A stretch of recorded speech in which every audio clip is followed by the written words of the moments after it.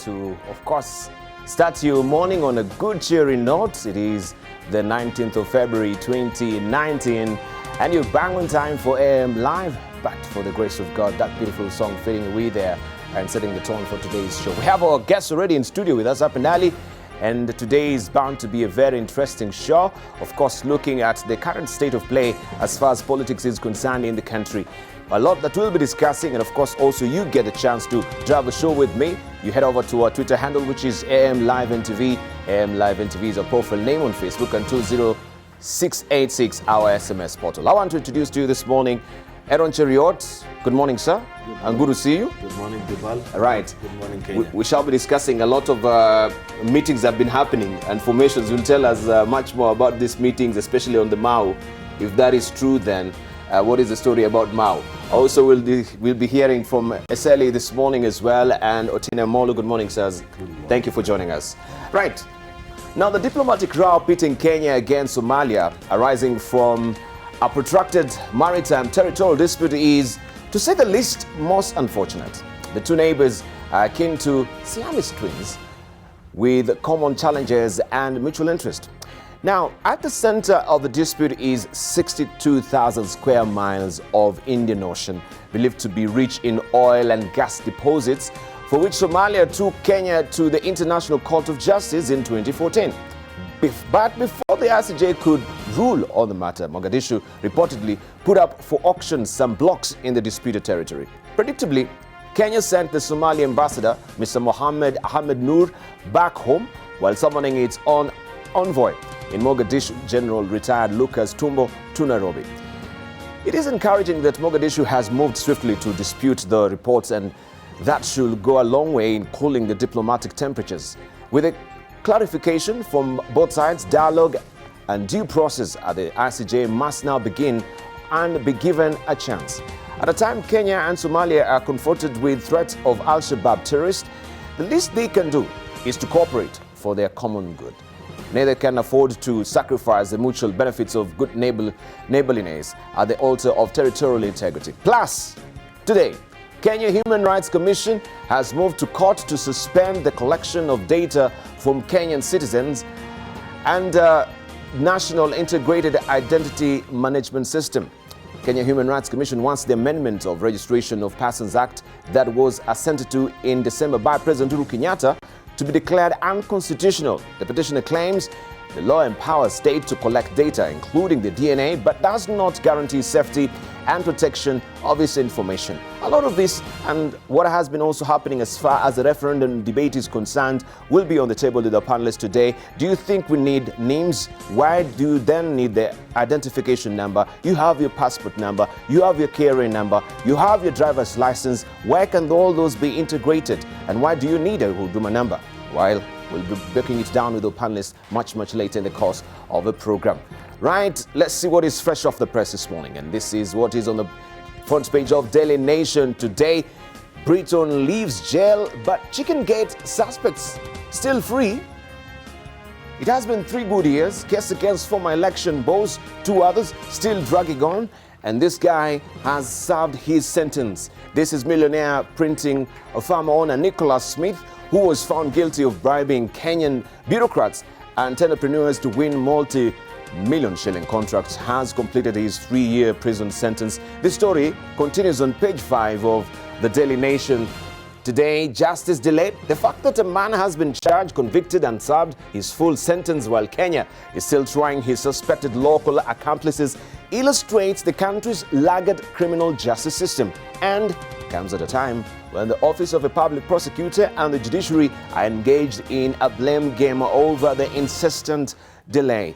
You have the story, as I've mentioned, inside the Daily Nation today, well fleshed out for you on page 5. Also still on the front page of the Daily Nation, is your course at university approved? This we discussed yesterday, but today you're given a list here by the Daily Nation of the courses that are not approved by maybe the university that you're attending. Pain and agony for thousands of parents and students who have invested in programs that are yet to be approved by regulator. You have the full list on page 12, but here's a snippet of them. List courses Alupe University College, Bachelor of Science in Biochemistry. That is not approved. Also, in Alupe University, Bachelor of Science in Entomology and Parasitology. That is as well not approved. In Bomet University College, Bachelor of Arts, not declared by the university. Bachelor of Arts also still, that is Bachelor of Arts, but this is Bachelor of Arts Economics.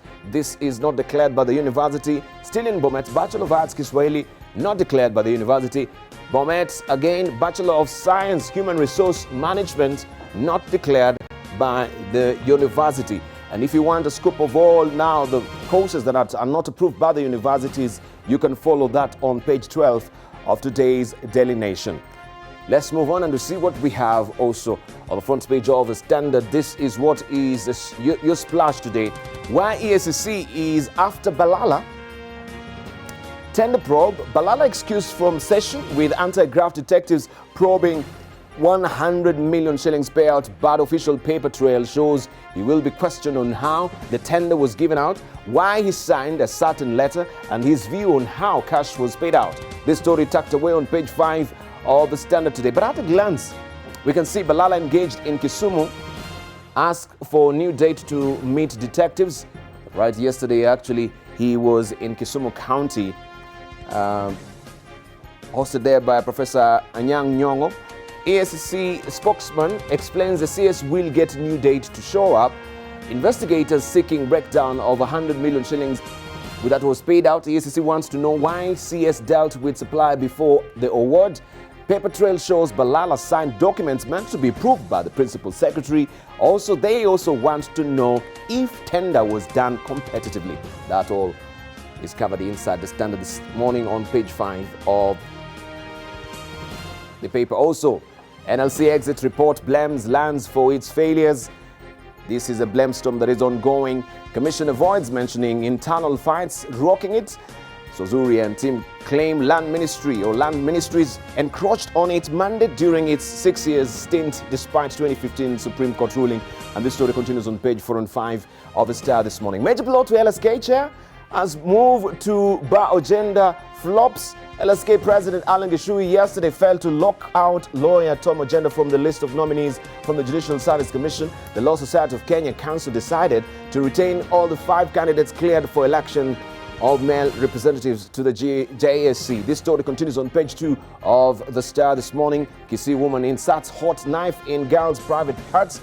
A woman from Mosongo in Kisii is recovering in hospital after she was attacked by a mob for assaulting her stepdaughter by inserting a hot knife in her private parts. The woman, who is also pregnant, thrust the knife in the 9-year-old girl's private parts on Sunday night as punishment.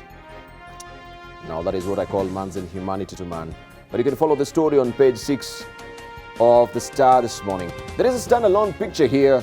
Raila visits Kisumu, inspects hyacinth removal.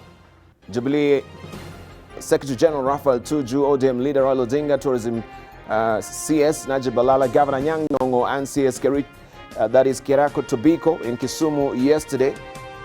And you can read the rest of the story inside the Star.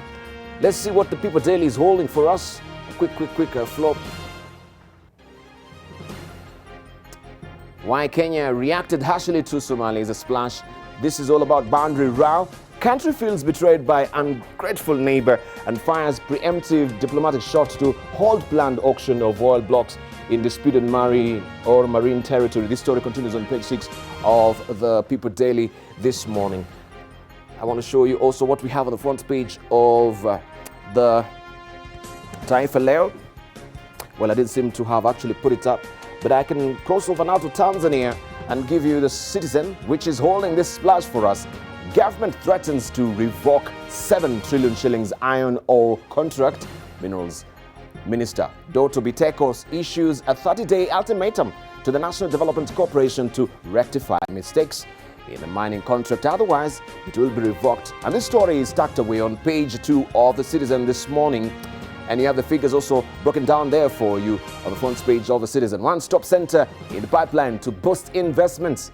The government is planning to establish one-stop investment center in regions and districts to speed up processes and encourage investment across the country. That is in Tanzania. There is a related picture here, where we can see the Minister of State in the Prime Minister's office responsible for investment. This is Miss Angela, I should say, Kairuki, chatting with Standard Chartered Bank, Tanzania Chief Executive Sanjay Rugani, and CRDB Bank Managing Director, that is Abdul Majid Nsekera, and Tanzania Private Sector Foundation Chairman Salum Shamte, after her meeting with TPSF members in Dar es Salaam yesterday. Also still on the front page of the Citizen this morning, court nullifies Limpumba, that is Limpumba faction's appointment of trustees. Court nullifies Limpumba faction's appointment of trustees. That is the new development there. Mwananchi is up next. Professor Lipumba apata pigo la kwanza CUF is also the splash in Swahili there. And the rest of our story continues on page 5 of the Mwananchi, still in Tanzania. In Rwanda, we have New Times, and we have that is 17 billion shillings Rwandan francs collected in maternity leave benefits. It says that is 17.9 billion shillings, billion Rwandan francs, I should say, in contribution to the maternity leave benefit scheme has been collected since the scheme came into force in November 2016. This story tucked away on page 5 of the Rwandan francs. Also, farms should be given more time to phase out single-use plastic. This is what MPs are saying, and you can see that session, that is members of Parliament during a session yesterday. The lawmakers approved the basis of a law banning single-use plastic, albeit with some concerns. This story tucked away on page 5 of the New Times in Rwanda.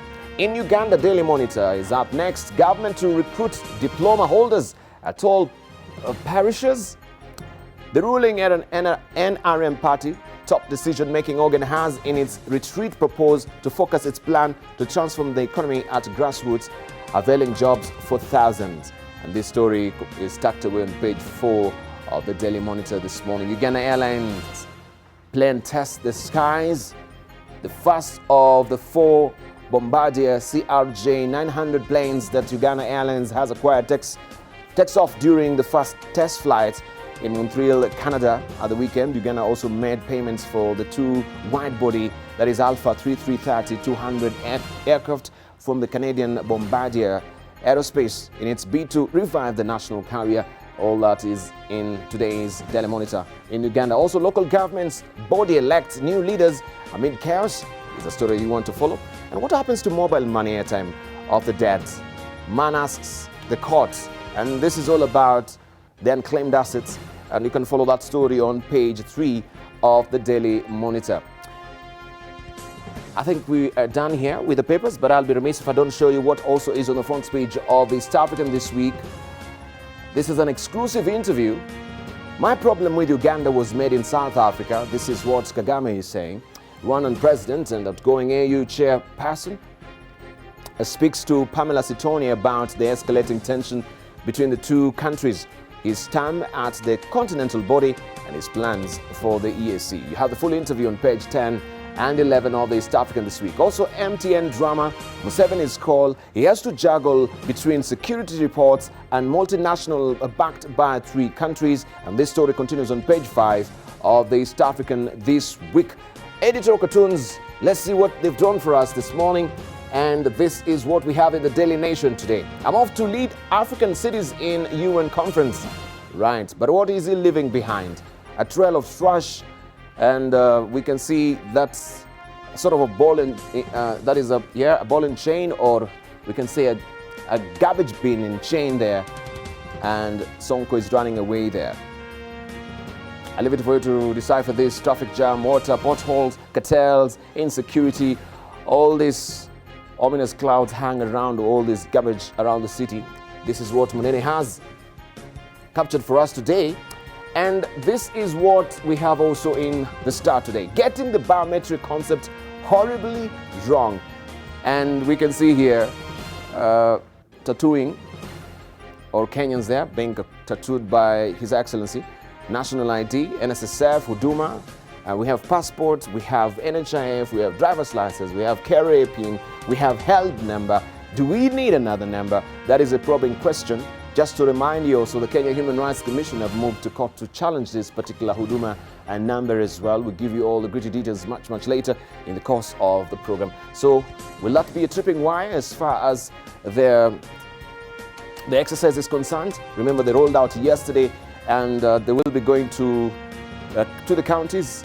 So we'll see how this will also pan out, if this particular petition that has been filed will be a challenge for them as well. Let's see also what we have inside in order to pick up. This is, beg your pardon, let me just try and pick up the People Daily for you and see what Stano has actually drawn for us today. This is a referendum fruit for the politicians. Free medical, entertainment, bodyguards allowances, big cars, power, seat, big houses. And this is what is a list of Wanjiku. Dream, Wanjiku's dream.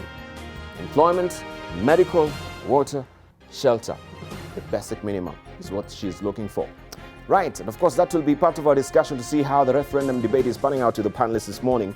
But we want to begin with the Barbary story, where the Director of Public Prosecutions, Nurdin Haji, is in Italy, seeking to be enjoined in a case in which a company that was secured, that has secured multi-billion deals in Kenya is being investigated for corruption. According to sources, some cabinet secretaries are the targets of this investigation, where a down payment of about 4 billion shillings was paid to CMC di Ravenna, an Italian construction company, for construction of dams for which land had not even been procured. Kennedy Murithi started us off with this story, and we shall also discuss this with our panelists momentarily. About 4 cabinet secretaries in President Uhuru Kenyatta's cabinet may soon become the subject of talk at various fora, as NTV learns that the Office of Director of Public Prosecution is finalizing corruption cases touching on them. The 4, heading serious ministries with huge budgets, are being linked to a series of corrupt dealings that involve solicitation of kickbacks to approve contracts. NTV has learned that the Director of Public Prosecution, Nurdin Haji, may be out of the country on official duty following lead in Italy, where a company, CMC di Ravenna Construction, is being investigated for bribing government officials to get contracts. In Kenya, CMC di Ravenna supposedly won tenders worth 91 billion shillings to construct 3 dams in Rift Valley. The company is constructing the Aror Dam in Marakwet West constituency at a cost of 38.5 billion shillings. Another in Kimwarer, Keyo South constituency at a cost of 28 billion shillings. And Itare Dam in Kuresai North, Nakuru County at a cost of 27 billion shillings. We know that we have a dam like Itare in Nakuru, where the contractor had started, but is having some challenges. So these are normal challenges that might delay, but I want to assure Kenyans will not derail the vision that we have to make Kenya food secure and water secure. Some of the cabinet secretaries being sought are linked to these deals and are thought to have benefited greatly as investigations carry on. CMC di Ravenna on its website prides itself as one of the best construction companies in Italy, with a presence in 26 countries worldwide, where it gets over 65% of its revenue. Last week, officials from the CMC di Ravenna Kenyan branch were called into the Directorate of Criminal Investigations to shed more light on constructions which have largely stalled. The DPP, DCI and EACC are closely working together on this investigation that conservative figures indicate a 10% kickback, amounting roughly to 9 billion shillings, could have been the target. But questions on why the money was paid beforehand has become a major point of investigation. But even as these investigations carry on with the aim of apprehending the culprits, another matter facing Tourism Cabinet Secretary Najib Balala is active, with him writing to the EACC, requesting his appearance to be deferred as he was attending to official duty. He was expected to appear today morning. Balala was scheduled to appear before the EACC today for questioning on his involvement in the illegally awarding of a 100 million contract to the American Society of Travel Agents, ASTA Kenya, regarding hosting of the 2017 Destination Expo Conference. Kennedy Murithi, NTV. And this has been covered extensively also by the Standard, why EACC is after Balala.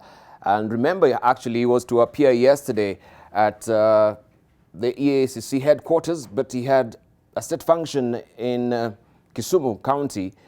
So you can read all the gritty details about this on page 5 of the Standard this morning. But I want to throw this to our panelists today, especially looking at how the CS is also being dropped in this particular corruption dragnet as well. Beginning with Balala, there are 4 other, I think there are actually 2 other cabinet secretaries. We've had also Eugene Wamalwa saying that Itare Dam has a challenge as well. What he's not really telling us is that actually that particular farm that was given that particular tender has folded because it declared bankruptcy. So we wonder, was a due diligence done to award this particular contract to that particular farm, and why has it folded? Barely after they've delivered actually this particular project. Let's begin with you, Eseli. CSS and corruption. We saw the president, of course, he made a mention of some names during the State of the Nation address. I think it was in 2016. Debarl, I don't think it's news when you say that CSs are involved in corruption.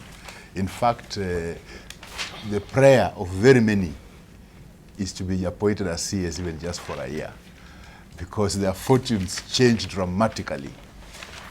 So when we talk about corruption, perhaps that's one area that we need to start at. It's gone on since independence.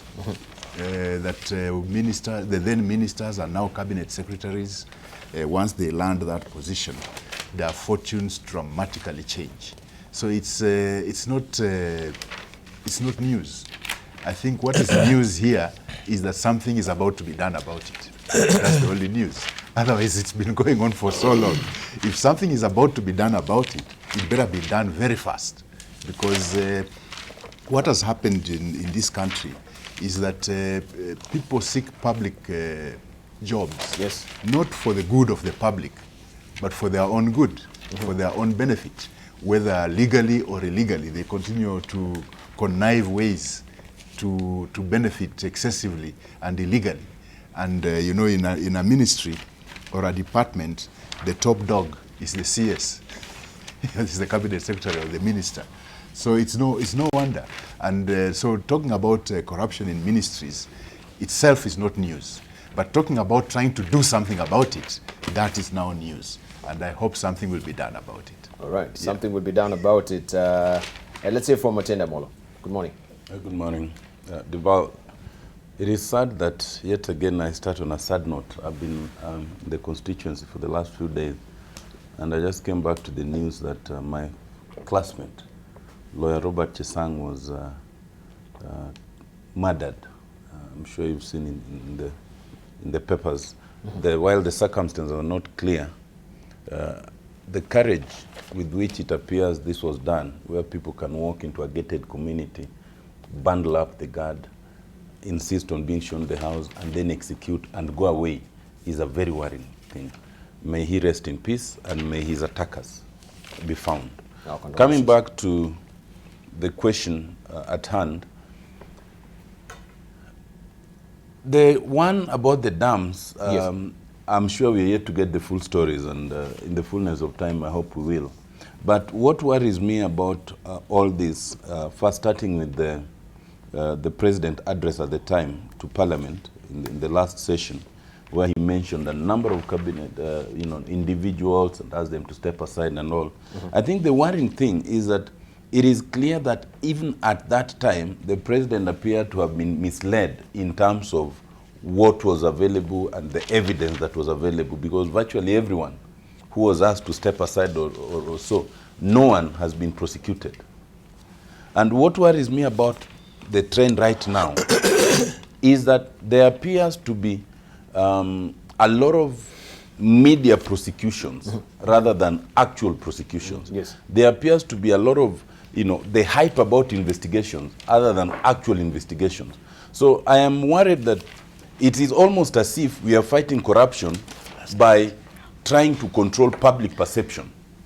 Everything, even before it's investigated, it is brought and then they say, so, the media hype and the public expectation become so high that is not matched by the actual scientific investigations and prosecution.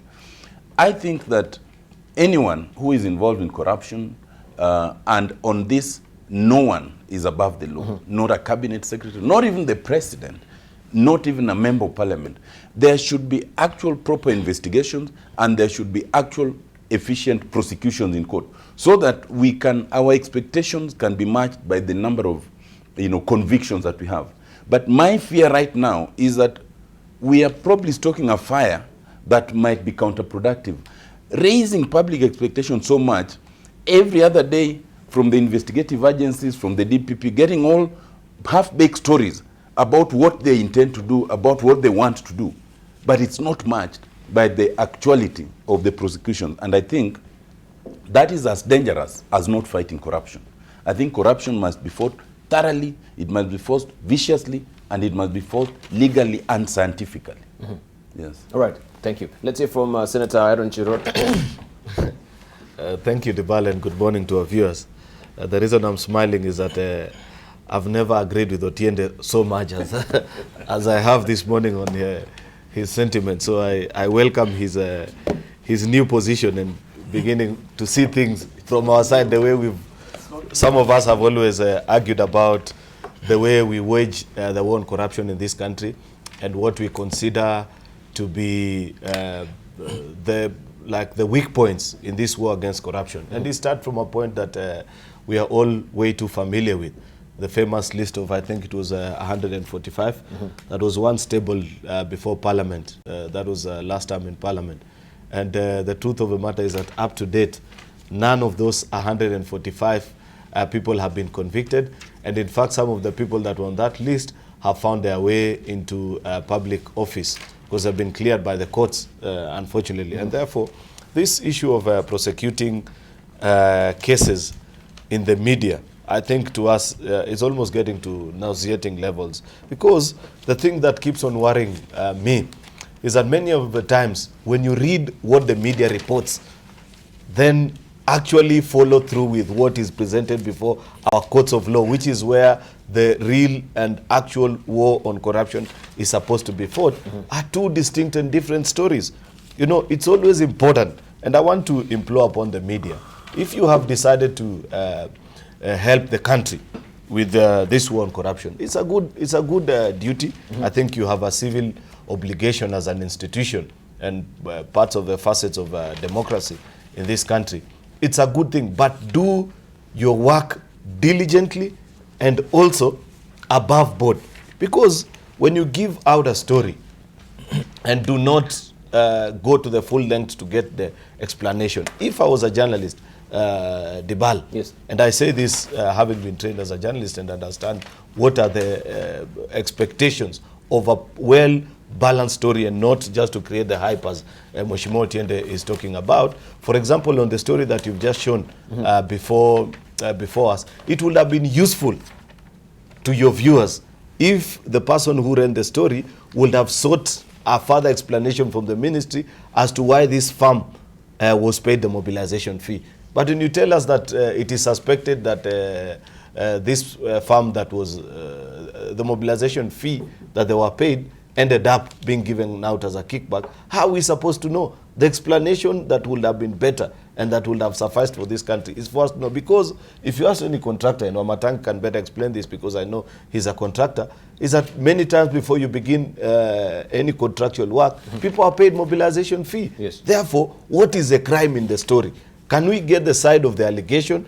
And also, it would have been important to get explanation from the CS and the PS who awarded this particular contract at that particular time. But because we want to create a hype and drive a certain narrative, what is important is just for us to say another corruption story. I mean, it's not fair to this country.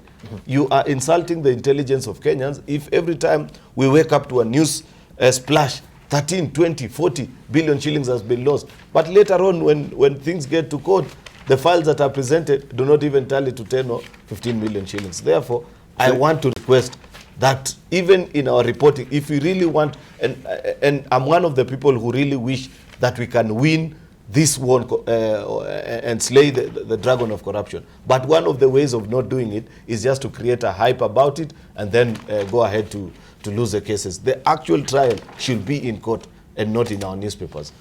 So what about the new development about, yes, this particular firm being bankrupt right now and it cannot really deliver this particular project?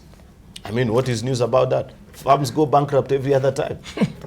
So now the news is about... There's absolutely no news there. The news will be, again, do they do their due diligence in terms of actually giving this contractual... Is it the first time for a firm? It doesn't only happen in Kenya. It happens everywhere in the world. Yes, but we look at the repercussions afterwards. What Yes. is that? No, we can pick a case in point. Just a moment. Yeah. We can pick a point of Contractual right now.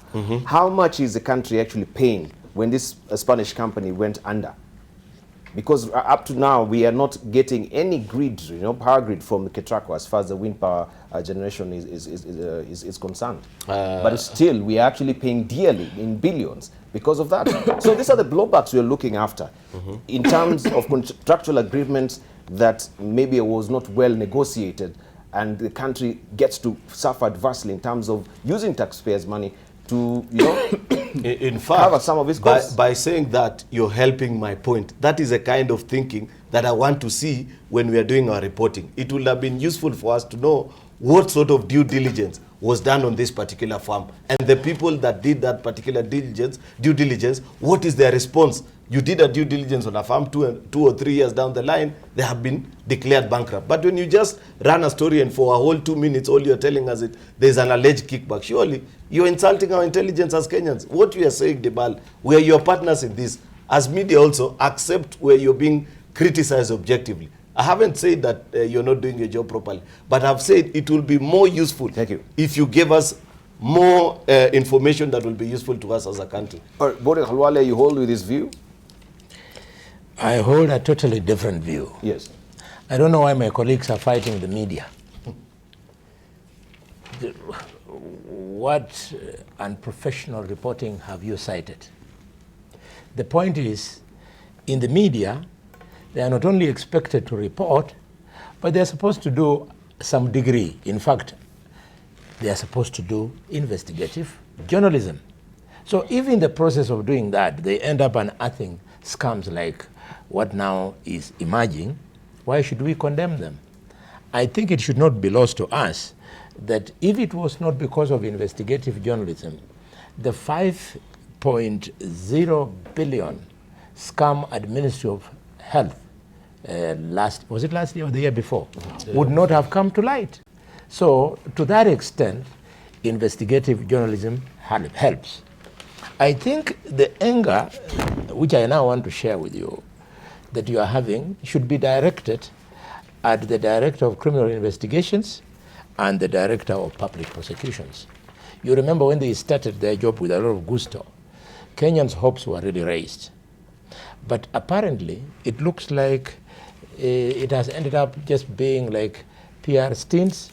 I therefore want to urge them to carry out the investigations without having necessarily to report to us through the media as they progress. They should not do investigations through the media.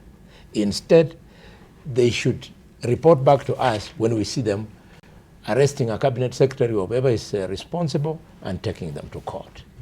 Yeah. All right. Obatani, good morning.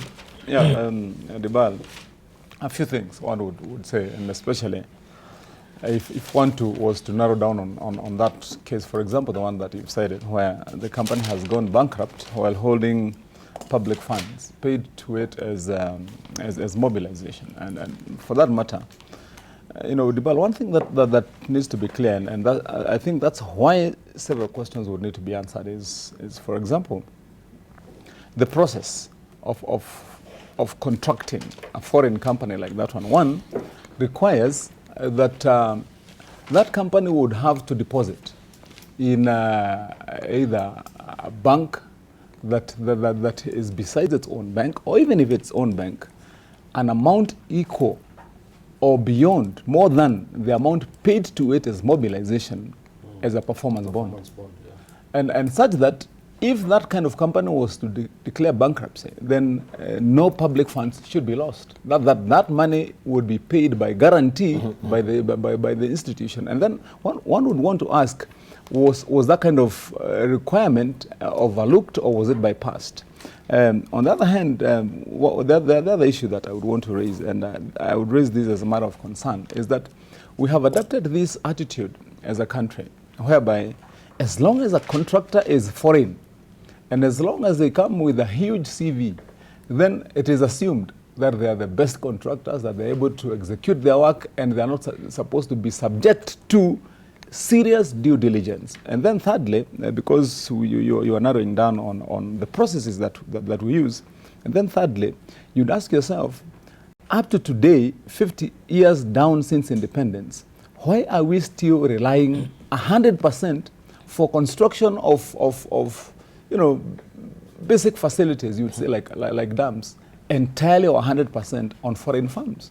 Because what you would be expecting would be policy as of today by government, is that construction of projects like dams is something that is supposed to be undertaken with a ratio or in a ratio of at least 50-50 with a local contractor. There's nothing so big about constructing a dam. I mean, building barrier walls and retainer walls and tunnels and so on.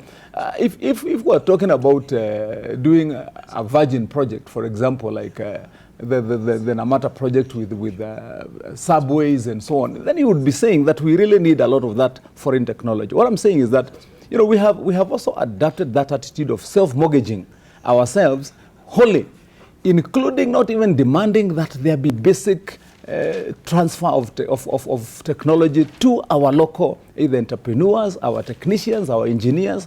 And then you can cite that, for example, in some of the reports, Debarl, that you are citing in some of the cases. For example, when we had this big issue about how the SGR and how the Chinese company contracted is still holding on firmly and selfishly to basic services, like even driving the trains.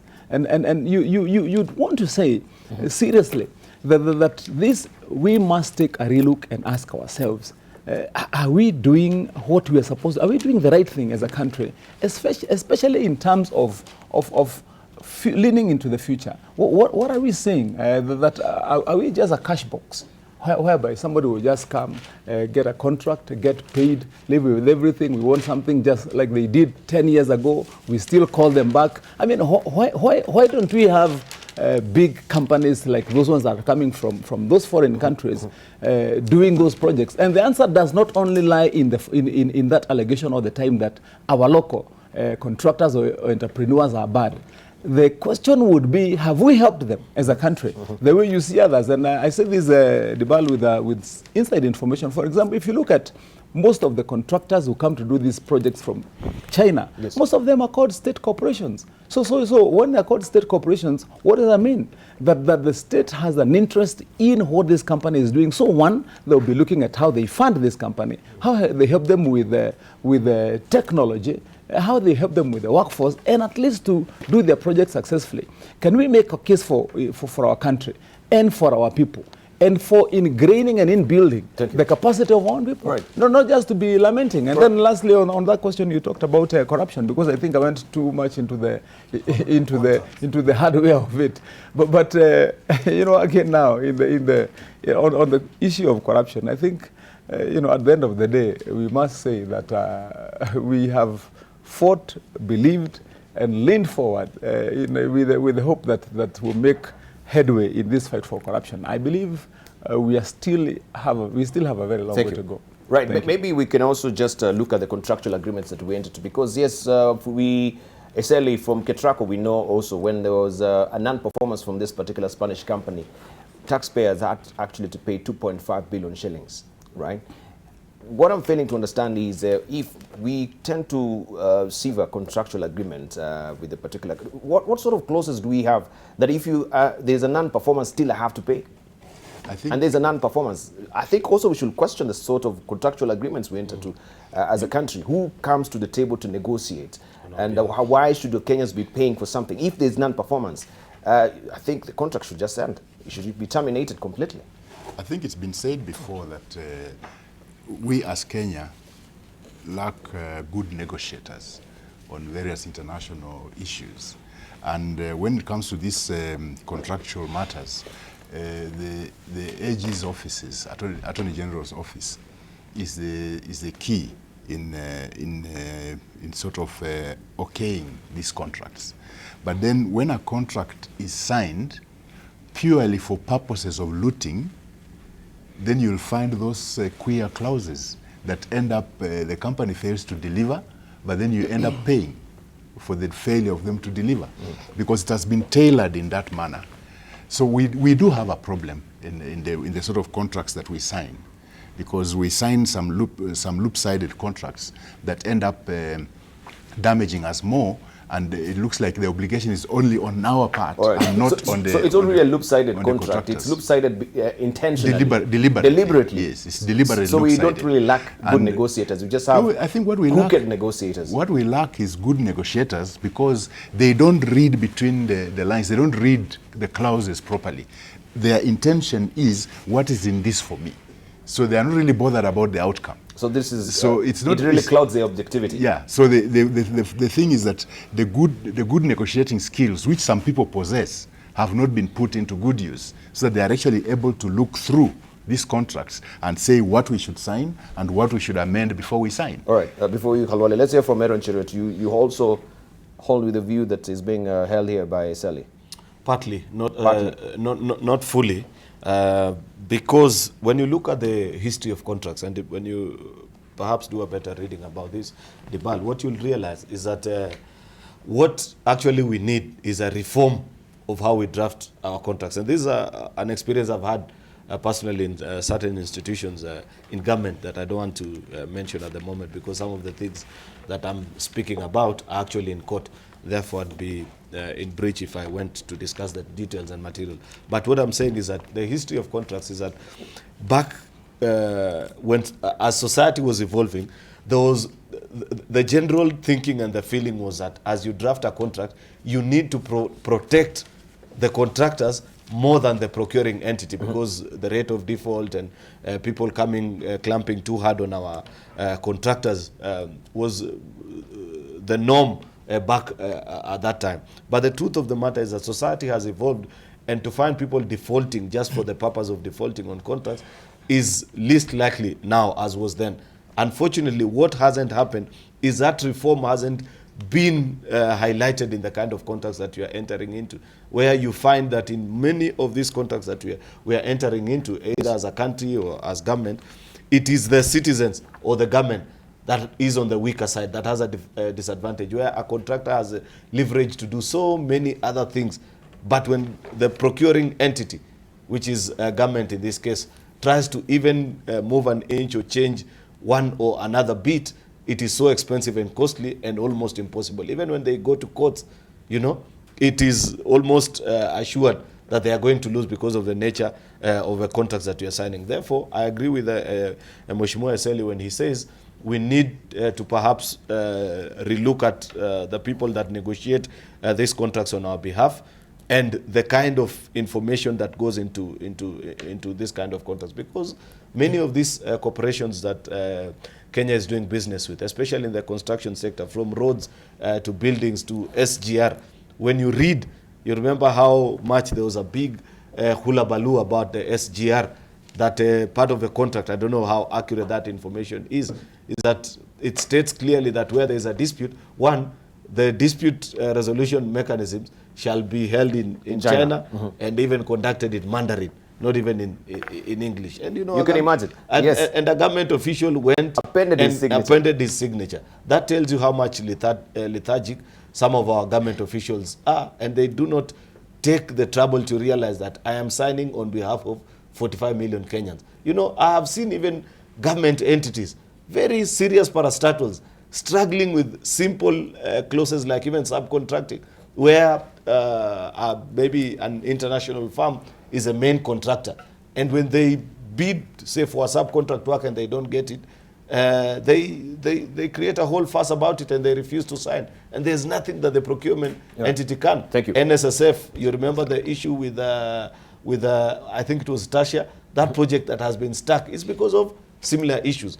Yet we do not seem to learn as a country. Therefore, it is important either people learn or we pass legislation to ensure that should you commit the country to such contracts and the country ends up losing resources, then you are held personally liable. Right. Thank you. Let's hear from Otina Molo. We'll come to you, Buni. Yeah, well, I think I agree with my colleagues, but let's revisit some of these issues in perspective. And I can tell you, I can say a lot about this from my experience as Ombudsman and now in the Public Accounts Committee. The nature of corruption that we talk about, for example, some of the issues being bandied here, if you want to analyze them, if you want to see where corruption is, you don't even have to keep jumping from one to the other and giving incomplete stories. You just need to take the Auditor General's report for the last 8 years, together with some which were adopted in Parliament, some which may not have been adopted. You just need to take the investigative reports, for example, of the Ombudsman Office. You just need to take some of those reports that are complete with facts and everything, including those which, and as Ombudsman, I remember, at least on 20 occasions, we recommended prosecution. On all those occasions, none of those cases were prosecuted. There is no limitation period for prosecution in criminal matters. So the DPP, instead of chasing shadows, they can just start by going to those reports. The Auditor General's report on any 1 year, you will find outrageous things, and there is no law that says that the DPP cannot use the auditor's report until and unless it's adopted by Parliament. The parliamentary process is different. They can take any one of them. Now, the nature of the corruption here, first it starts in terms of the budget. And I think this point Eseli has made it severally. You find that the budget, even when you talk about those dams and all that, the first question would be, what was the rationale and how did the budget come to be passed so much? Then it comes secondly to the tendering. And every time you look at the tenders, and before you question why did you give this company that was going to be bankrupt, if you look at the nature of the tendering process, you look at the minutes, you will always find that there was some manipulation to end up with a particular company. And thirdly, in all those cases, at least over 90%, you will find that where the budget has been passed and it is supposed to be so much for a project, inevitably, the budget is varied, the cost goes high, and it is never completed. Any project that is supposed to take 1 year will take about 3, 4, 5, if not 6 years. Because if it was to be completed, then the source of money would dry up. So you truncate it over the years. It has to. And that's the way it is. So it's not sufficient to come and take one thing and say, now this company has gone bankrupt. You must go back through the chain. On the contracts, and I would agree more with Aaron, today we are in a funny situation where we are agreeing with each other. That was good, yeah? I think we should keep going to the same church we went to over the weekend. If you look at the contract, for the international contract, they are all lopsided.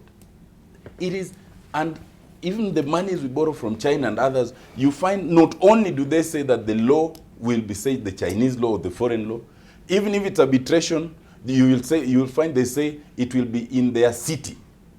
And yet the money is here, the contract is here. I have done cases internationally, even for this country, where you find that the money is here, they give you the money, the contract is done here, then they claim interest more than the original loan that was given. And then they have the rights of termination, which you don't. Then they insist that the contractor must be from that country. It's all lopsided. We don't have to borrow adversely. You can say we want to borrow, but these are the terms. It can't be take or leave. For locally, even for local contractors, and every day in the Public Accounts Committee, we go through this situation where a company is contracted, it does not perform. You find there is no clear mechanism in the contract. And yet, the contract is so clear that if the government does not pay in time, then the contractor levies interest, and those ones they pay. So the entire problem is in terms of negotiation. Yes. Then there's also the question of due diligence. But the third problem is enforcement. Even the provisions, like the provisions Senator Matangi was talking about, the question of bond and all. Just last week, we were questioning some government entities where the law is clear that if the entities do not pay the levies or do not pay certain amount, then there's a specific interest. 3, 4, 5 years down the line, they have never levied that interest. They just let it go. So even the provisions that we have are also not enforced. Lastly, and I want to agree, that we are in a very funny country where when it comes to contracting, a foreign company will come and at that time they have everything that you need. They come with their lawyers, they come with their bankers, they come with their advisors, they even have an address and all. But once they get the tender and they are not able to perform, you will not trace them. Just last week, and we all know how involved Otimofo has been in this country. Yes. We all know how involved it was in our election. And as I understand, they're even involved in other contracts. Do you know, as the Public Accounts Committee, we have been unable to meet them so that they answer queries that were raised in respect of the election? They were no-show. They were no-show, and now when we looked at the more formal aspects of how to serve them, it turns out for one, no one knows where the office is, at least within this country. No one has any address for service.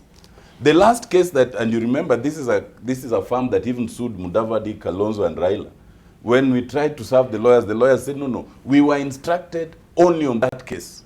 We are not their lawyers generally. So you have a firm in that this country has given in excess of 10 billion. But now when the taxpayers are supposed to hold them to account in terms of did they deliver, you cannot find them. And that is the tragedy of many of these international contracts. But yeah, this brings, and this is very consternating, because when actually you're entering into a contract that is involving billions of monies, do you just trust a mere paper and a profile of a company and people who've come to negotiate? How come they don't do? This is part of a due diligence. You make the suppliers, of course, visitation. You go to the site and see, do they really have the capacity? Look and observe with your own eyes and see if they can deliver. I'm astounded when I see that, or I hear that they cannot even trust, there's no address. So you wonder, they just came here in this country, no one actually paid a visit to this particular sites, or what they've been telling us that they went to the supplier's site are all lies. They've been lying through. Let's say from Bonnie will come to you. There's a book. Just there's a a moment. book called Confessions of an Economic Hitman. I forget the author, which talks about how these international conmen flees. Let's say from Bonnie. We'll come to you.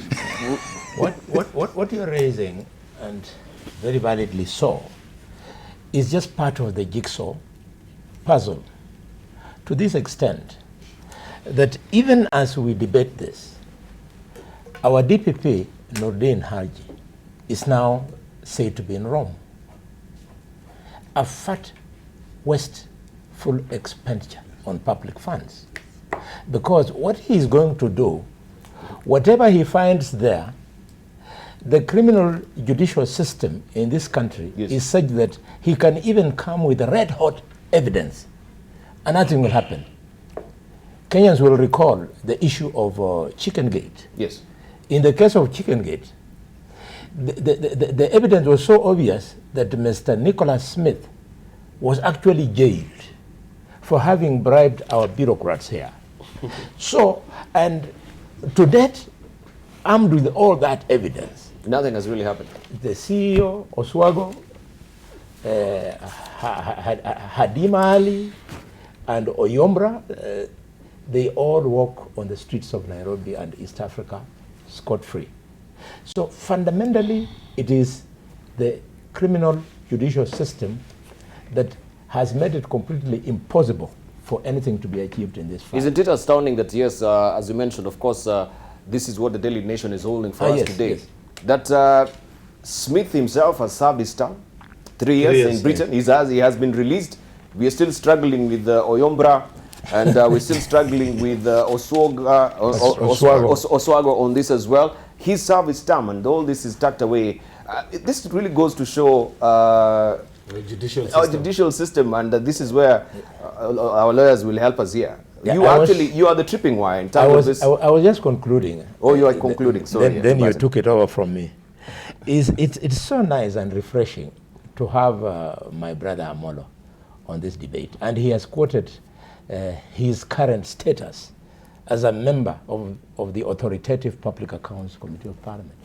Do you know the cogs in that jigsaw are so many and complex that once upon a time, when I was investigating a scam of printing Kenya currency, and after I had prosecuted the matter as the chairman of public accounts in Parliament, the Ombudsman penned a letter to me, summoning me to his office to go and explain why I had cast aspersions on certain people, including members of Parliament, for the possibility. Would that be me? Wait a minute. You need to clarify. I'm sure it can only be you. It cannot be me. No, I didn't. That's for sure. Okay. So, when I was summoned to go to the office of the Ombudsman, I thought about it and I was very frustrated, because the frustration was adding to the fact that the person who was in that office at that time was a man I had and I still have tremendous respect for, one Amolo Tiende. As to so what happens in this criminal judicial system in this country, I don't understand. You know, it's crazy. So I see a situation whereby young Nurdin and Kinoti will have that experience that I had. But then why am I struggling? Why am I struggling? So why am I So at some point, actually, this will really slow their roll. You know, they will just feel, why should I actually expend all my energy on this, and then it's not really, you know, yielding any fruits. Wamatangi, briefly before we take a short break. Yes, Debarl, I just wanted to make 2 points. One, could we take one before we take a short break and continue that much later? Yeah, Let's take one. Yeah, sure. It's very brief. Now, just what I wanted to say, you know, we have a very interesting form and style of contracting here, and which I've actually been raising a lot of questions on as chairman of Roads and Transport and Infrastructure Committee in Parliament. We have a form and style of contracting called design, finance, and build, and charge me. I mean, that means that you bring a foreign company, you tell them design this project, how it's going to look like, then finance it yourself, and build it yourself, and then charge me with interest. And then, I mean, that is, for all intent and purposes, whatever it means, but that's done. Of course, you've seen other projects that are called BOT, you know, build, operate, and transfer to government. But for example, like on these projects of design, finance, and build, and then charge me, you can't believe. And let me just cite a very quick case that I had to deal with. You know, I found a company one time that was doing a project here. Contract is awarded at almost 40-something billion Kenya shillings. And then at some point in the contract, somewhere in the middle of the stage, then the company is told, no, you have to expand this project by about 60% more, almost. They say, okay, fine, we have agreed to expand it. And so what are the implications? No, we will still charge the same. Now, you know, and this is the point I wanted to make, that sometimes when you hear these companies taking off once they have received mobilization fees, is because they have charged so exorbitantly that the mobilization fees equals to all the profit they would make if they did the project. And so it becomes non-incentive, such that you have no reason to want to build. I mean, at the collection of 10%, you've made your money. And that's why you want to come actually to that question that you raised last. Does somebody even ask, where are these companies registered? Let me tell you, Debarl, and tell our viewers this morning. Actually, most of those guys you see winning international contracts as foreigners here locally, most of them are briefcase companies. They just come with a big CV, come with loaded websites. They go and sit somewhere, craft, get the contract. As I speak to you, I have been approached many times by so many of them, asking now, we want this contract worth 3 billion. Another one, can you get us somebody who can be able to do this work? That happens quite a lot. And so some of those questions linger. Does anybody ask, why is a company registered in Cayman Islands and is contracting for China? Why is a company registered in the Isle of Man and it's bidding for a contract as a Chinese company? Thank you. Yeah, those are serious questions. And I believe that's what due diligence would resolve for us. All right. Yeah. All right, we want to take a short break right now. When we circle back, we continue with more. And also, the Kenya Human Rights Commission has moved to the courts to challenge the, of course, Huduma number, which the exercise is ongoing right now, that was launched yesterday by the Principal Secretary in the Ministry of Interior. So what does this portend also for this particular exercise? We take a look at this. Do we need another Huduma number? If you have your KRA, you have your PIN number, you have your HELB number, you do have your identification number. What is really happening with the names? Do we get an understanding of what is happening, especially with this Huduma number? Of course, we shall be looking at this and peeling back on it as well with the panelists on the other side of the break. Don't go away.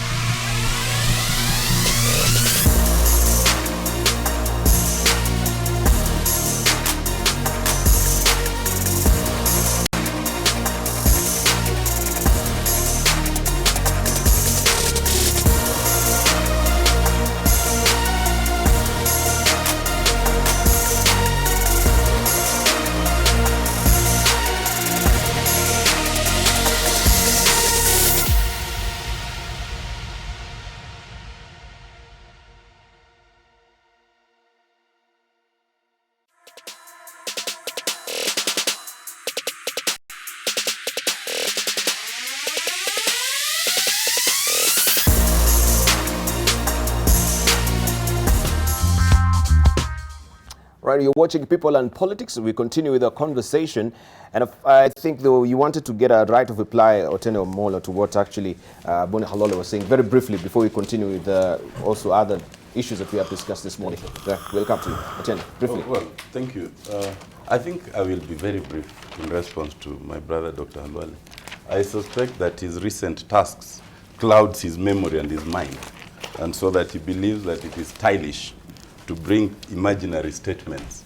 I am sure, and I dare Dr. Halwale here, that I am sure as Ombudsman I never wrote any letter to him as in the line he's suggesting. And if I did, then I would have summoned him. And I only issued 5 summons, and they were all respected.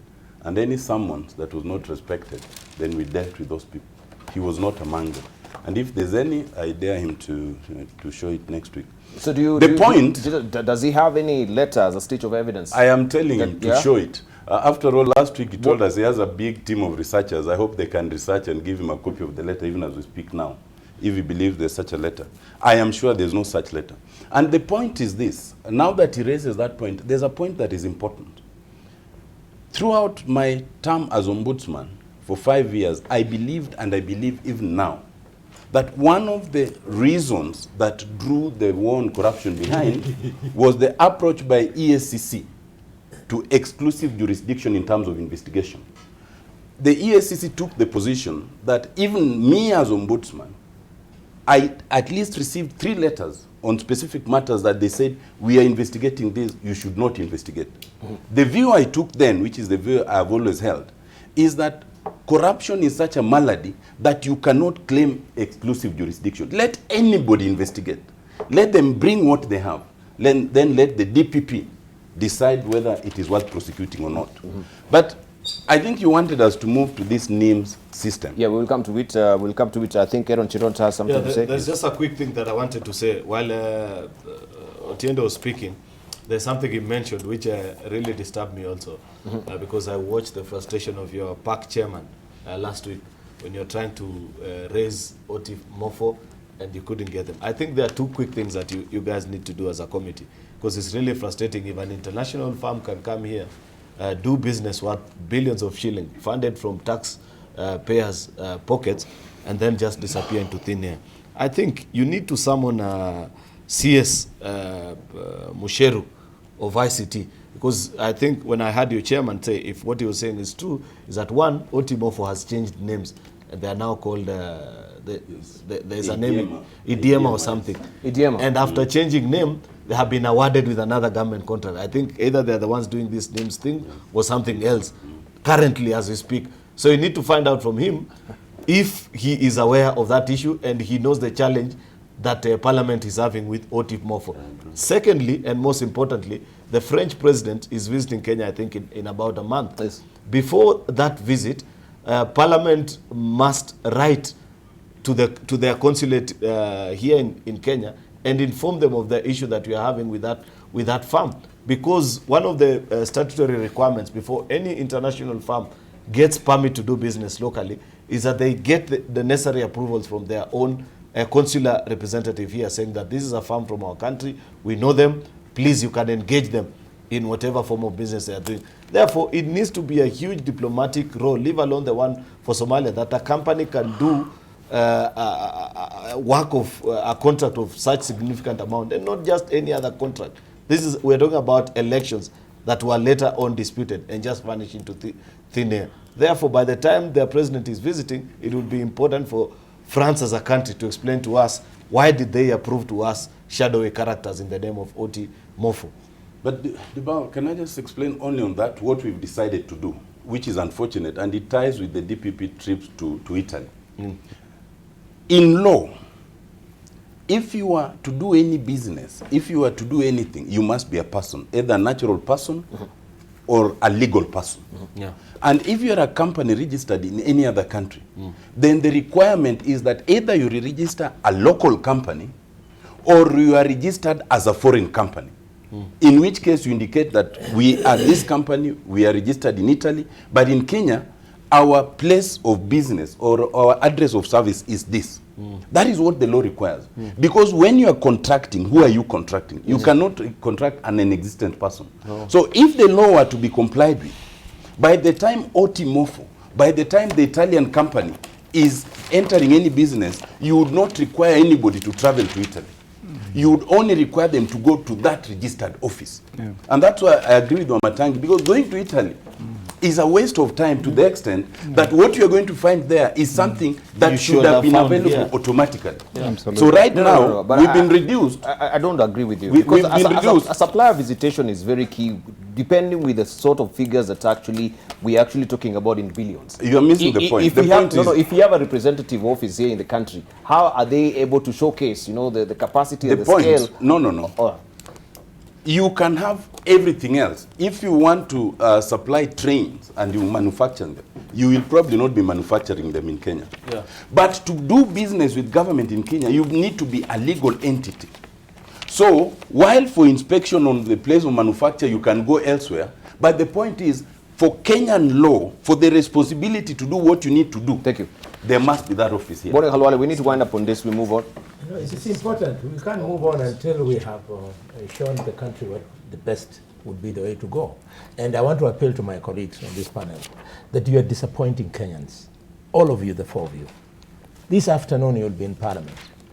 All this wailing that you are making on this panel, one would expect you at 2:30 today, as provided under standing orders, for you to rise in your place, either to move the House on a matter of grave national concern, or to ask for a personal statement in respect of this scandal of 100 million. The Speaker will give you the time. Why are you doing it here? And yet you have the best platform to get results. And then you will force even the minister to come before the Finance Committee and explain without having to rely on what the newspapers are telling us. You would then be telling us authoritatively as elected members of Parliament. Finally, But Bode Khalwale, yourself also, this issue of Otimofo was when he was during in your Parliament. tenure as well. All these, not What just this what one. did you do you All yourself of them. as a senator to actually try and put tails on this particular case? it is there in the Hansard. What we did on Otimofo is there in You can Hansard. tell us this morning also. But the point I want to drive is this hot issue, which is there now, of our minister and my friend Najib Balala. It is a big opportunity where we can pin him down, and as Parliament, he'll give us answers spot on. In conclusion, may I appeal to my brother Amolo? Every Tuesday morning, must you be coming here and behaving like a jilted lover, so that you have to throw jibes at me that these days, because of your changed ABCD, were you once upon a time my wife and I why don't you keep to the track? Do your politics. The point which is very clear. The point which is very clear is that Eseli, may I have my time? Of course, he's saying this is Tang family chick. Okay. It looks I like must also respond in tongue in cheek. it looks like I had two lovers, Eseli and Amolo. Let him finish his point. Can I speak? Okay, finish. Yeah. So, the point I'm trying to make, Otiende, is that if I was attempting to cast aspersions against you when you were in office, I wouldn't have done it when you are seated here. You are not the only one who frustrated me. Even the Powers and Privileges Committee in Parliament demanded that I should go and appear before it. So that is just But my one point day. is simple. Undertake to show that letter next week. That's all you do. Thank you. But these are some of the promises we never Yes. see these letters. Aaron Chiriot promised us a letter. We've never seen that letter since last year. Yeah, we're still waiting. Okay, Monica Lole also is actually picking a ticket and joining the line. So we're eagerly wait to see what will happen. Could we hear from Eseli? We come to you. I think it's Eseli's time. It was my opportunity. After him, it is me. Did you jump? You skipped No, me. you don't. skipped No, it. I mean, I was skipped. you skipped. Yes. No, but now that it is here, it will No, still no, come yes. back. You talk for very long. You talk for very long while I talk for That very is brief not time. there. Okay, let's see. I actually just wanted to make a quick point, but I saw Otiendo was really, fiery on, and you don't have to, because I mean it is really known that you are never his wife, and even if you're anybody's wife, you'd make a very bad wife. because every time anybody would say anything, you would go to the Constitution. go and make tea, you bring the law. Article what? Subsection So what? anyway, but the point I wanted to make, and that's what I like to touch my friend Otiende. No, what I was just wanted to say, I think, I think entirely, really, Debarl, we must make a demand that foreign companies, before they get into any contractual agreements with this country, must be vetted to the fullest. That's the least we can do. Yes. Otherwise, this will continue. And if you look at our development expenditure budget, more than 3/4 of that budget goes to funding projects which are undertaken by foreign companies. More than 3/4 of it. So that means that if you're talking about a development budget of, let's say, $1 billion, then we are talking about 100 billion. Then you're talking about 3/4 of that money going to foreign companies in 1 year. So how can we be spending that money on companies that are not vetted by our local legislation? So I believe that that's the way to go. Right. So let's hear from Eseli. We wind up on it. I think this issue of NIMS. No, we're coming to NIMS. What did you have to say that was in line with what Matango was saying? We're coming to NIMS. Okay. Then I think I'll just repeat what I said earlier, that if you read this book, Confessions of an Economic Hitman, yes. You might understand what the developed world, how the developed world views the developing world and what they do to rip off the developing world. The metamorphosis of this company, OT Morpho, I think was something else in 2013. Then changed to something else in 2017. Now it's gone to Idea, another company that's dealing with these NIMS. So that continuous metamorphosis definitely shows that they're hiding something. You take the example of the Rift Valley Railways. This concession of Kenya Railways to Rift Valley Railways. It was, the fellow who called the concession was just running a shunting activity somewhere in South Africa and ends up with a concession here. And it has effectively killed Kenya Railways. Now we have SGR, and we are buying way leaves for the SGR.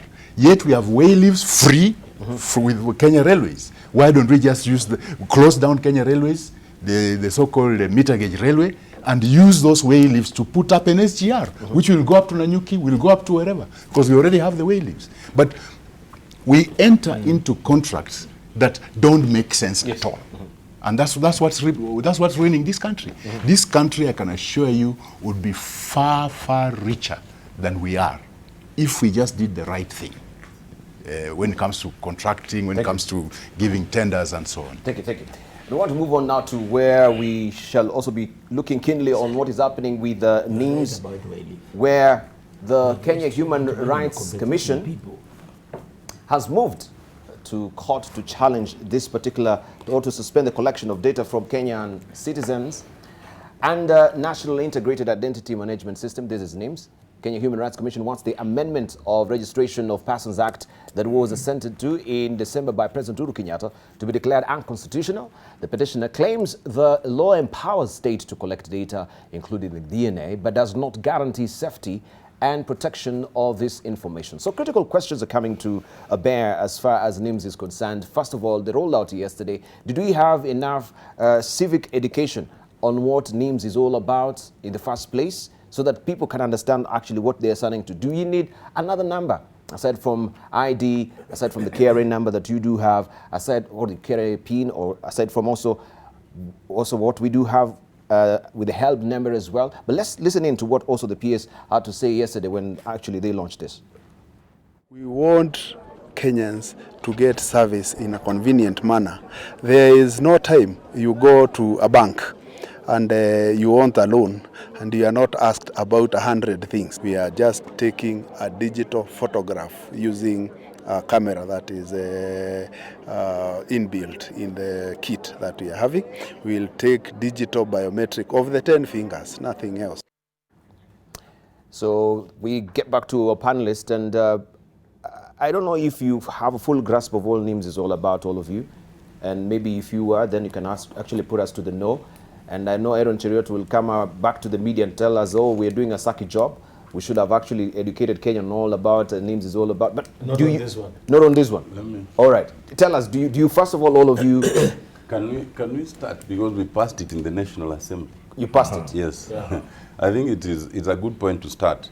I'll explain it briefly, perhaps my colleague Eseli also would, and then I will tell you why they are concerns, and I think the Kenya Human Rights Commission is right. Is right? For now. Even after passing it? The idea of centralizing citizens and foreigners' records is a good idea, and that's what this thing seeks to show. NIMS was part of the legislation that was passed last year, towards the end of the last session, in what we call the Status Law Miscellaneous Amendment. Yes. That miscellaneous amendment sought to amend a number of acts, about 64 of them. And in respect of this particular one, it endeavors and tries to centralize the information regarding any individual. Because right now, perhaps if everyone has, well, most people have a birth certificate, you have an ID, you have a passport, you have a driving license, you have help number, you have the voter's card and all that. So the whole idea is to centralize this information so that if somebody refers to you or goes to that number, then they get all your information. And part of it is also supposed to help us manage our security. If you ask Boni Halwale, are you Kenyan or are you Boni Halwale, then you're able to trace everything, including the parentage, including the birth registration and all that. So the whole idea of what government tries to do here is to avoid the idea of having parallel documents. I think they already tried this in a smaller scale. There was some kind of centralization of registration that they were trying with about 3 or 4 years ago, as far as I know, with a small number of people. Now, so the idea, I think, is good. But there are a number of problems in it. The first problem is the way it was passed. If you look at the Hansard, you will see that I'm on record as having opposed the Statute Law Miscellaneous Amendment Act bill then. And my point was that you cannot come with such fundamental and drastic proposals, put them in the Statute Law Miscellaneous Amendment so that people don't even sufficiently discuss or understand them, and make 64 of them, and then you pass it. The Speaker overruled me. And in fact, the word of the Speaker was that if you believe that all this is improper and unconstitutional, this is not the forum. The forum will be the court. So I support the idea of anybody going to court to test the constitutionality, because even the Speaker ruled so. The courts have always said that if you want to make fundamental amendments to any legislation, don't put them in a statute law miscellaneous. Go to that act. Make those amendments so that even parliamentarians can debate it exhaustively. One of the reasons why even most people in this panel and elsewhere do not understand it is because it was not sufficiently debated because of where it was hidden. The second concern is in terms of data protection, and I raised this. We have a situation where we are now centralizing the information, but we have not passed the data protection bill. It has been in Parliament now for 4 or 5 years.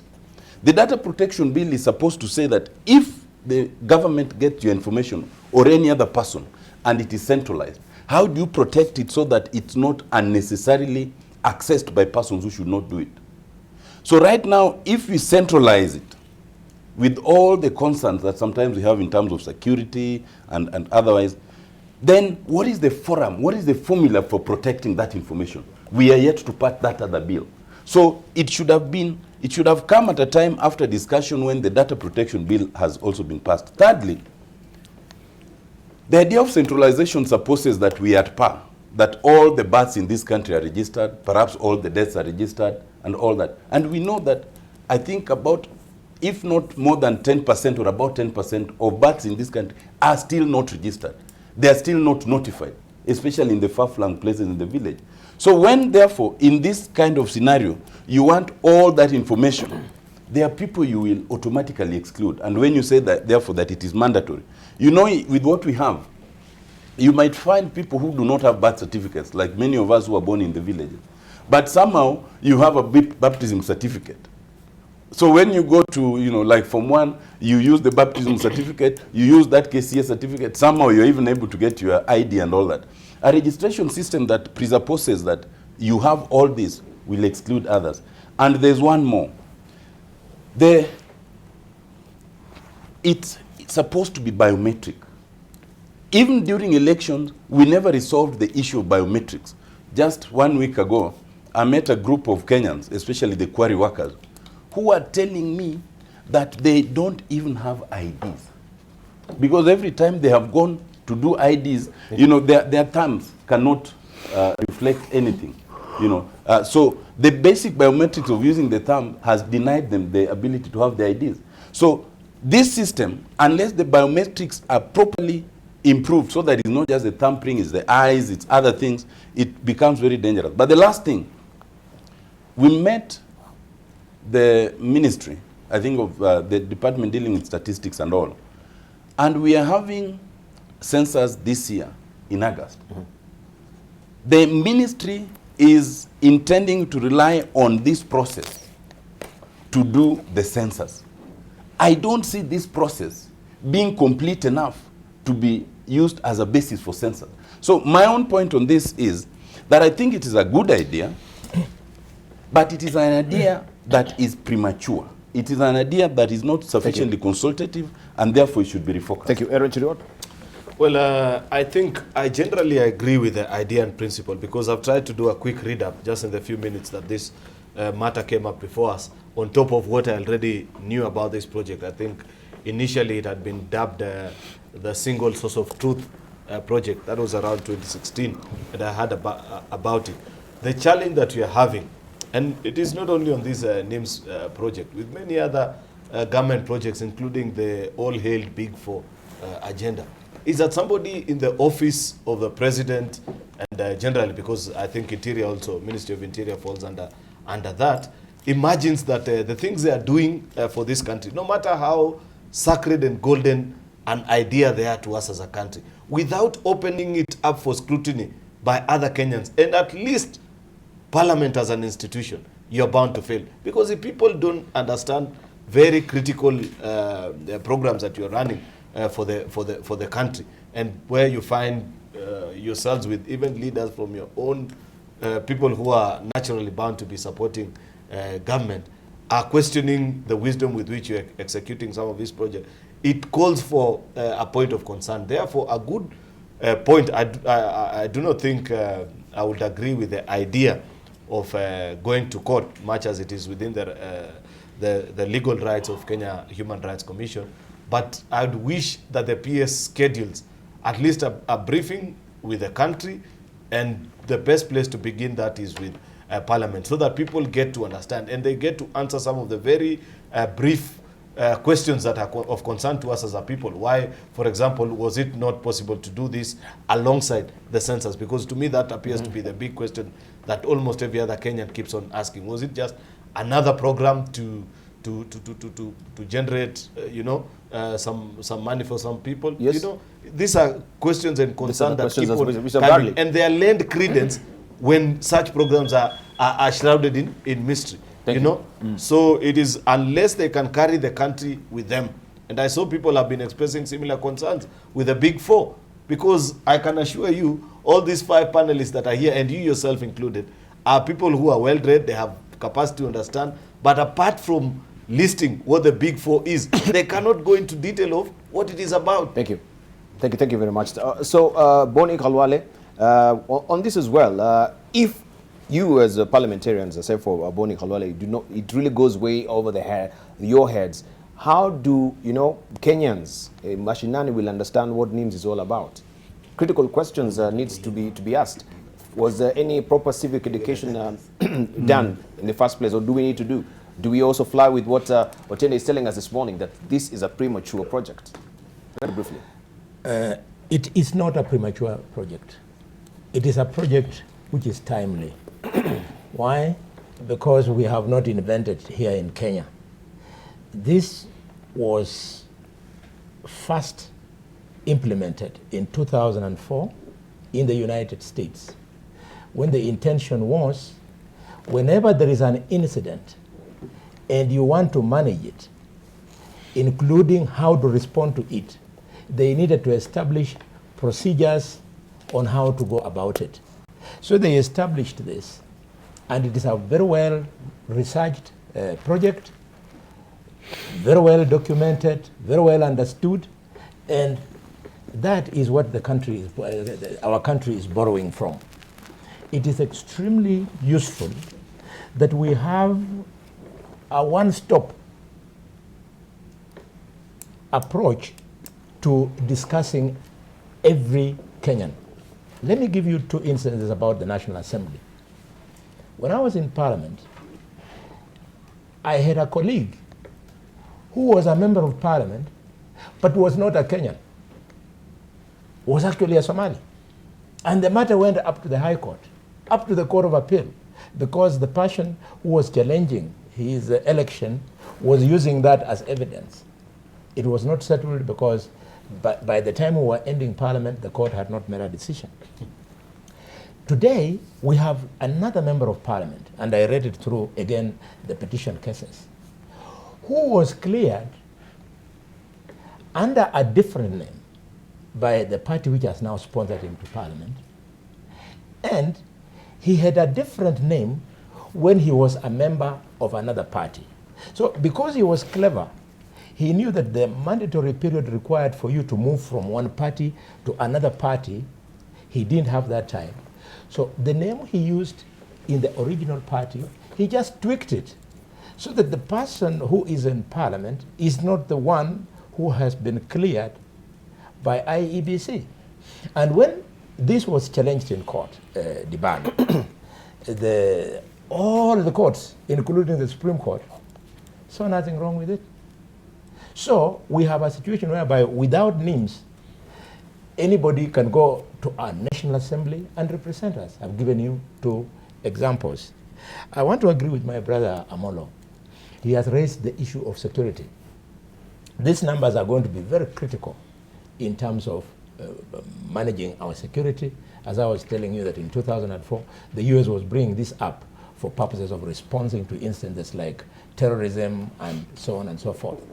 The beauty is, because we are using biometrics, the moment your biometrics are captured under NIMS, you can never change your personality.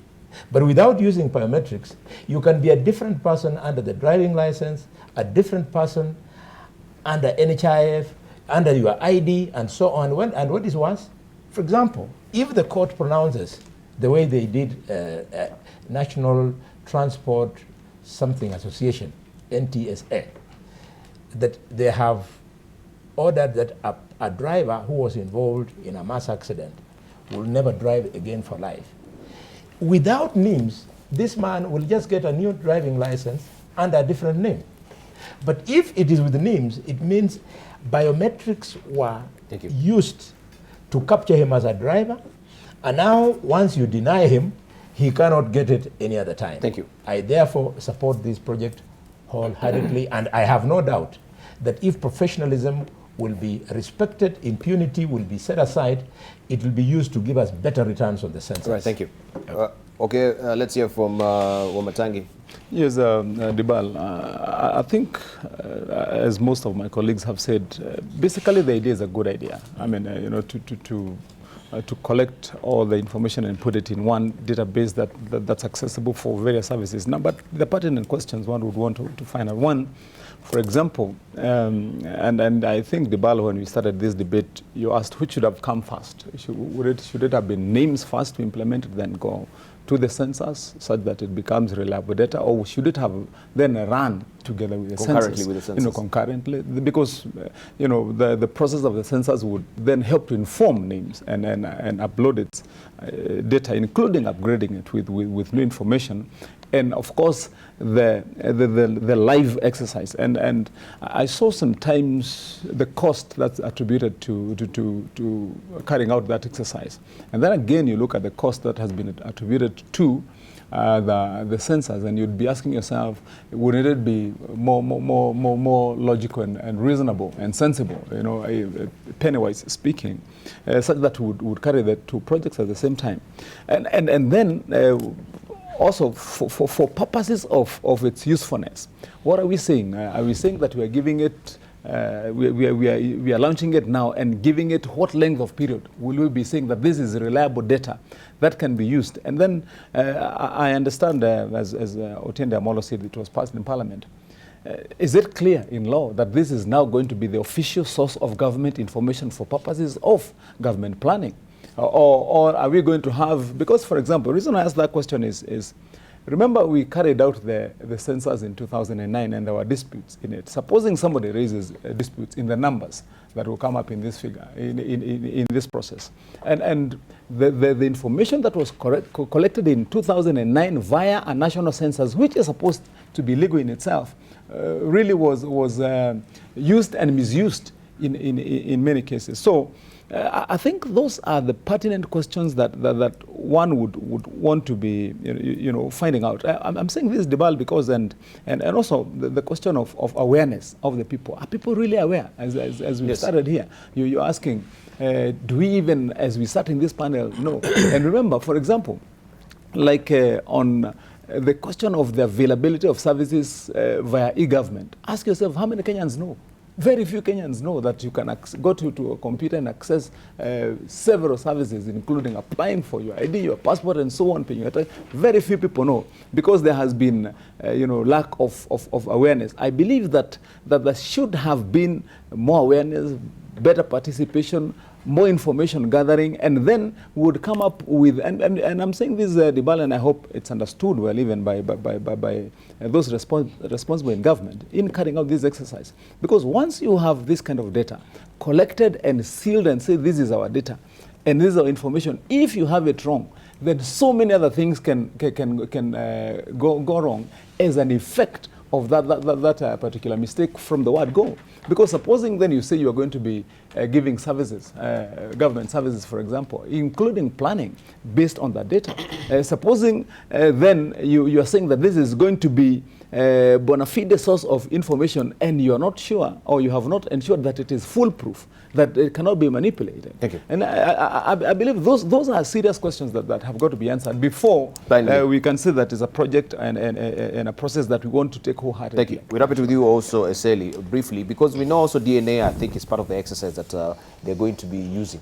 So will they use this particular information also retrospectively in terms of going back to know who is a real Kenyan as well? Will they pass through, I mean, people we've known in this country, people who own identity cards fraudulently and they're not really Kenyans. Will DNA really help? Briefly. I think they have suspended the DNA part. The DNA part is suspended. But it's Not by there law. in law. It's there in law, but in the current exercise, it's Has been suspended. But Is it until think- further consultation, or what is I think it raised a lot of questions, and that's why they had to leave it for now. Maybe they'll use it later.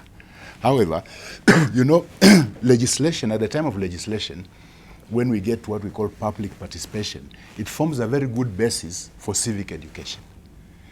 But in this case, they brought this as a miscellaneous amendment, a big bunch of laws being amended at the same time. So it did not go through good public participation. So we lost that part of civic education, that the role that public participation plays in civic education. And the speaker abdicated his duty, because it's very clear that the speaker is supposed to determine any bill or whatever that comes to the House. The speaker is supposed to determine whether it's constitutional or not. But he has abdicated that role and said now we should go to the courts. He has refused to. He has refused to do that. These days, if you tell him, hey, this is unconstitutional, he says no. You have to debate it. We will decide whether it's unconstitutional. You can go to court. So he has abdicated that role. Now, these names, when you look at it, and then we're going to have a census, is it one and the same thing that we are doing? because as we register with names, the same people who are registering with names are the same people who will register again in the census. So it's actually a dual, it's sort of duplication of the whole thing. But in the current situation, actually, historically, we had talked about Kenyans carry too many documents to identify themselves. They carry the ID, they carry the passport, they carry the NSSF card, they carry the NHIF card, and all sorts of things. So historically, we had thought of how do we integrate this into one document. But I think as they looked at it, they found that it was not viable, so they tweaked it and decided that now you'll get the Huduma number, and with that number is when you'll be allowed to get an ID, is when you'll be allowed to get a passport, is when you'll be allowed to get whatever. And those who already have those documents have to register them at the time of that registration with NIMS. Unfortunately, the people doing it are the assistant chiefs. Now you can imagine an assistant chief in a sublocation having to cover the whole population in the sublocation. Thank you. It's a tough task, especially when there's low civic education. So I think as they go on with it, this is a pilot program, they should set off on civic education so that people know exactly what this NIMS means. Because at the moment, people don't know what it is. They don't know where, like what Halale was saying, how it came about, especially for security reasons and so on. Many people still don't comprehend what use it is. And especially when we start talking about the billions involved, and the company that's involved, the company that's involved doesn't have much trust in Kenya, although it has changed its name. So that's what's raising all this jitteriness about it. Thank you. And of course, reactions are variegated also on social media. We have Abdi Rashid Abdullahi saying, my concern is who will protect my data? How will they register Kenyans with no parents' birth death certificates? Otherwise, the idea of centralized personal data is excellent. Also, we have Nicholas Mwanya saying the most basic thing is how the names data will be protected, used for equitable development and not political purpose. And we have also whistleblower KE saying 9 billion shillings bribe for a single dam project. Only God knows how other numerous Tanya projects have cost us. Also, is that meant to be Tanga or Tanya? Maybe it's a new one. Also, we have Kennedy Kirui saying the people who are elected to hold government in check are here on NTV complaining about corruption in government. Yeah, this is Kip Kirui. And also we have Nderitu also Nyaga saying let us have a tight legal framework for NIS first. We have also this is Nyundiko. Oh boy. And they conducted our elections in 2017 twice, right? He's wondering. Also, we have Ben Charlie. He's saying names is a great idea. However, data breach and misuse is a real and credible threat to all Kenyans and Kenya. MPs should pass the necessary legislation and implementers should test the system exhaustively. Also, we have Ndungo Enaina saying, where do you bring these MPs to studio? Why? To comment, to lament, whine and complain, yet they have a massive oversight and legislative constitutional powers to cause action. Is it because they don't exercise separation of powers but separation of parties? Very conflicted. This is also what Ndungo Wanaina is saying. Mwalimu Fred is saying it's because local contractors always disappoint, especially in road construction, plus their work is always substandard. We were discussing earlier about contractual agreements that are questionable as well. But I'll be remiss if we don't also wind up the show and focus on Wamatangi.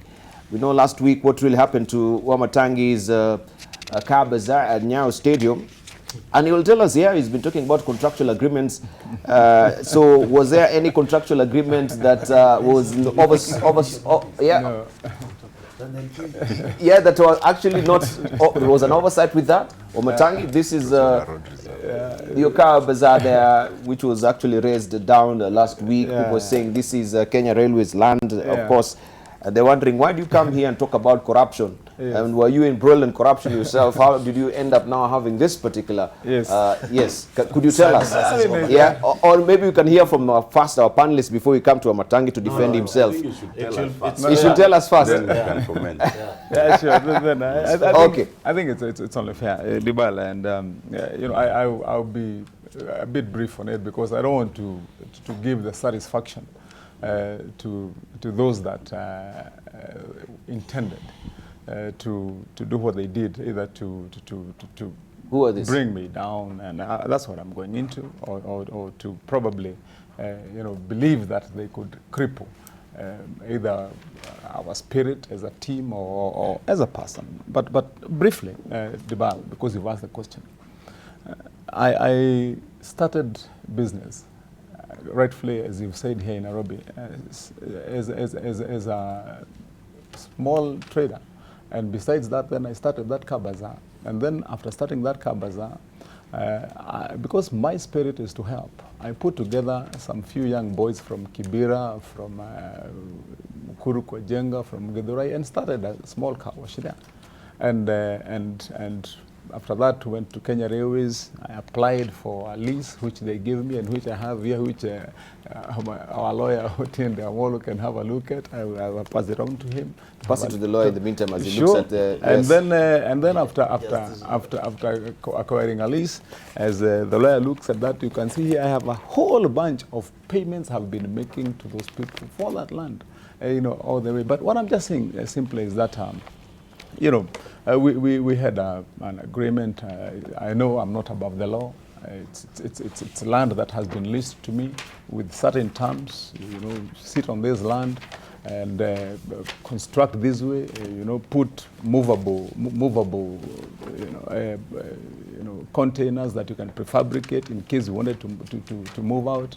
We'll give you notice if you have to move, and so on, invest your money. And that's what we did, and keep on paying, and that's what we did. But what I'm saying is that, Debarl, first, the reason why one would want to come and demolish and destroy property, including belonging to so many other people at night, at 4 a.m., and then come in the morning and that property is destroyed. And like I've said, I'm absolutely not above the law. If somebody comes and says, Matangi, your team has been here. By the way, we have been there for 20 years. And what I want to say very briefly, my belief and the way I've heard my spirit is such that you can get the worst. And I'm saying this for purposes of young boys and girls out there at home who probably have backgrounds like I've had, and I've believed that you can take the most despised job and turn it into something that make people feel covetous. I mean, if you told somebody to be a car wash person, they would hate it. If you told them that your business is to clean carpets that people step on in their homes, you would feel degraded. But that's what he took, and I showed those young men that you can make this something that is princely. All right. And that's what they've been doing. It's hard. It's best shot in the city. Right, so anyway, let me just conclude it by saying that I believe that what was happening was a convergence of interest of people probably who thought that they can take the place where we have been, and do their business, and others who just hate you for who you are, and whichever community you come from, and others will just think that that you're not supposed to succeed. Right. Thank you. And especially thank you for the things that we say here, Debarl. Sometimes as leaders, you say things and you think that you please everybody, and holding a certain stand, you might not be pleasing everyone. Right, so those are some of the consequences. I just want to say, Debarl, because you gave me the opportunity, that my belief is that to get to the finish line, you have to be determined. All right, either you limp, crawl, but you have to make it to the finish line. That's our spirit. Okay, before I just maybe throw it to a panelist, if you have anything to say, or Otinde Amolo, you've looked through it and you've seen if it's genuine, you can tell us. But I just want to get a broader understanding on this. First of all, when it comes to railway lines, yes, and of course a parcel of lands around it, yes, in terms of security reasons, yes, I'm not privy to this particular contractual agreement, yes, but maybe you can broaden my understanding. And do they, because I understand these are supposed to be safety zones for security of people who maybe, and that's why we've seen also in the slums as well, they try and put away these people so that yes, safety accident could happen. And this also so happens with way leaves. People want to build under the way leaves, power way leaves as well. How come it came through, and wasn't this a concern as well? Briefly because of time. Yeah, sure. What happens, Debarl, is that's why you're given conditions. For example, like if you see the enterprise that we had put there, we put it up using metal containers, such that if you're told to move it, you would move it. Secondly, along the railway line, there is a fair, safe distance, and it is upon them to decide, put here, put there, and the most important thing is do not put up any permanent structures. That's exactly what we've done, and I'm sure if you've gone to Nakuru, to another place, that's the way it is. All right, thank you. Let's hear from our panelists briefly as we're winding up. Aaron Cheriot, do you have something to say about Wamatangi? Well, I have seen the documents that is presented or shared with us. There's nothing to make me doubt whether they're genuine or not, and also backed by the fact that I know him as a colleague and a person who's honest. I just have one word. This is not, I don't think Wamatangi is the first man to experience this kind of a thing. The only thing that is not clear in my mind is this multi-agency team, because I hear there's a multi-agency team that leads this kind of exercise. What they're doing, generally, as a public, they have our support. They would only do us greater service if they did it within the confines of law. Ensure that, because I know by law, before you evict anyone, you're supposed to give them notice to vacate.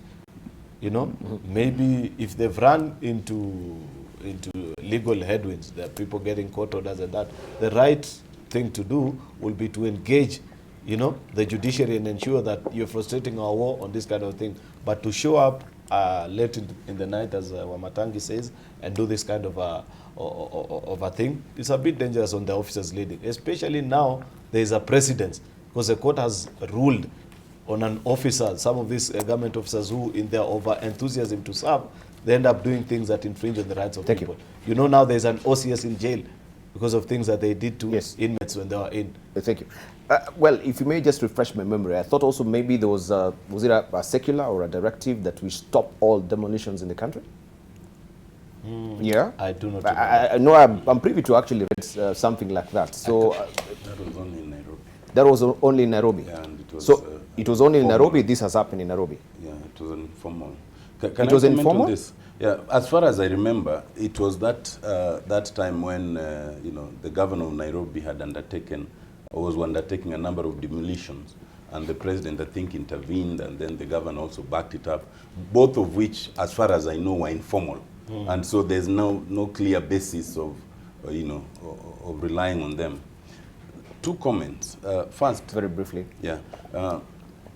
I think that as we close NIMS, you asked my brother Halwale whether it was premature. He started by saying it's not premature, then he ended up agreeing with me that there's something to be tidied up. I think it should be clear. My brother Matangi, and Cheriot is not there, at least today, finds it necessary to disagree and calls me a jilted lover. But I think, in fairness, he would be described as an experimental casual lover who has recently found solace in a place of glittering gold, and therefore finds it necessary to besmirch everyone else, including, and I hope you hold him to that, to bring that letter he said I signed next week. I think no one here has said that the idea of NIMS is bad, but I think it is clear from our conversation that we should have a little more conversation around NIMS for it to work well. And I think that is important. On the question of Wamatangi, and you remember I described my brother Wamatangi as Kieletanga. I hope that is not why he's getting problems.